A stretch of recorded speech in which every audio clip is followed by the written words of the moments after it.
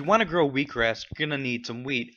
This is the same wheat that would be ground up to make flour in order to make bread with. Wheatgrass seeds are rather expensive if bought in small quantities at a health food store, but if you buy in bulk they are rather quite reasonable. I purchased my wheatgrass seeds online through a company named Handy Pantry, and it is a pretty reliable source to get non-GMO certified organic seeds at reasonable prices. This 5-pound can was only about $12. In this glass are half a cup of wheat, and they will expand to fill the entire mason jar. So let's get to it. Simply pour your seed into the glass of water and let it soak overnight. And try not to make a mess like I just did. The seeds have soaked overnight.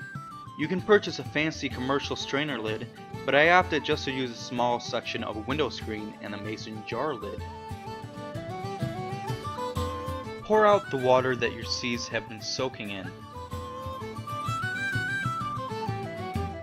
Now rinse the seeds with fresh water. For the next few days you will need to rinse these seeds about every 12 hours or so until they have sprouted. You can place this jar upside down in your dish drying rack in between rinses. After a few days of rinsing for every 12 hours, your seeds will have sprouted. Look how much volume the sprouted seeds took up in the mason jar. We will be spreading the sprouts on top of this already moist soil. All you need is about an inch or two of soil, as the grass won't have a chance to develop deep root systems.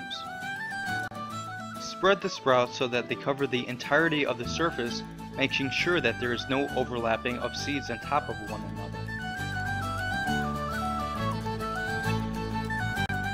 The next step is to cover the top of your seeds with newspaper that is completely soaked with water. Store the container in a dark place for the next few days. Make sure that you re-wet the newspaper as needed. Now, if you were wondering about the container, I actually made it myself from a broken cedar fence slat and some metal that I found in a scrap pile at work. That is what I call waste to resources.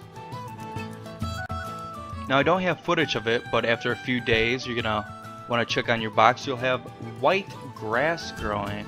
And this time you're going to want to take it out of the dark place and put it in some light. You're going to water your grass once a day, and soon enough you'll have lush, glorious wheatgrass.